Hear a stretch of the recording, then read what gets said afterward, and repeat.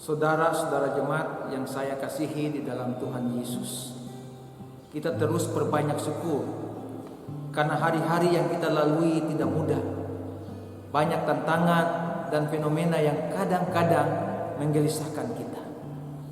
Ancaman COVID-19, gempa bumi, hujan yang juga belum berakhir, demo terjadi di mana-mana. Tapi kalau kita semua masih menghirup udara kasih Tuhan sampai dan dengan saat ini, maka itu artinya kasih dan kebaikan Tuhan tidak menjauh dari hidup kita, dan kita akan terus aman dalam lindungan Tuhan. Saudara-saudara jemaat yang saya kasihi dalam Tuhan, hari ini oleh Lembaga Pembinaan Jemaat GPM menetapkan Roma 14 ayat 13 hingga 23 sebagai sumber firman Tuhan dengan judul Jangan Memberi Batu Sandungan, dan tema mingguannya ialah Roh Kudus menuntun gereja untuk melayani. Bacaan dan tema pemberitaan ini lalu memberi ketegasan bahwa Roh Kudus harus menjadi kekuatan dan penggerak bagi gereja dalam tugas pemberitaan Injil dan pelayanan. Karena itu, ada beberapa pokok pikiran yang hendak saya sampaikan di saat ini. Yang pertama, jangan saling menghakimi dan menjadi batu sandungan.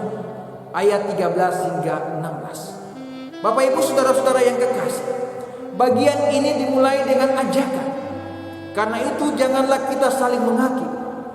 Jemaat dilarang untuk saling menghakimi, karena pada saat itu ada perdebatan di kalangan jemaat yang berlanjut pada sikap saling menghina dan saling menghakimi seorang dengan yang lain.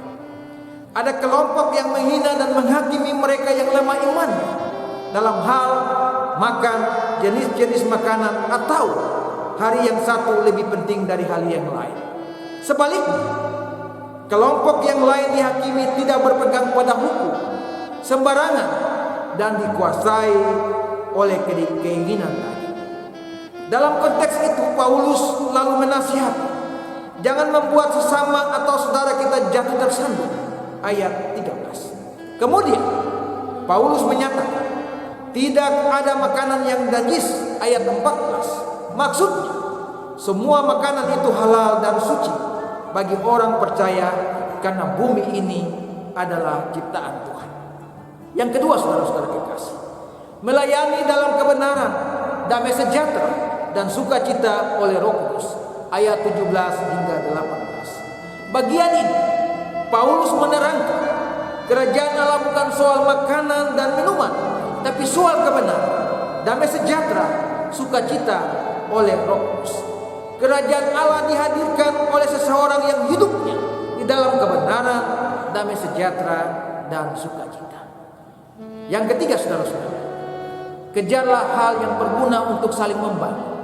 Jangan merusak pekerjaan Allah. Ayat 19 hingga 23. Paulus mengajak untuk mengejar apa yang mendatangkan damai sejahtera dan berguna untuk saling membangun satu dengan yang lain. Ayat 19.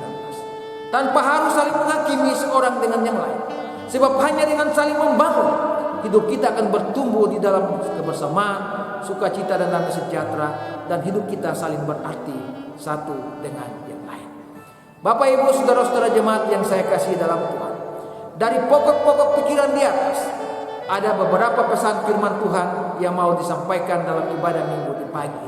Yang pertama, janganlah saling menghakimi dan menjadi batu sandungan, tetapi saling membangun dan saling menguatkan. Dan bagi orang percaya soal makanan, tidak ada yang najis. Yang penting itu diperoleh dengan kebenaran dan kejujuran. Yang kedua, kerajaan Allah bukan soal makanan, tapi soal kebenaran, damai sejahtera dan sukacita oleh Roh Kudus. Dan itu yang mesti dihadirkan oleh setiap orang percaya kapan dan dimanapun dia berada.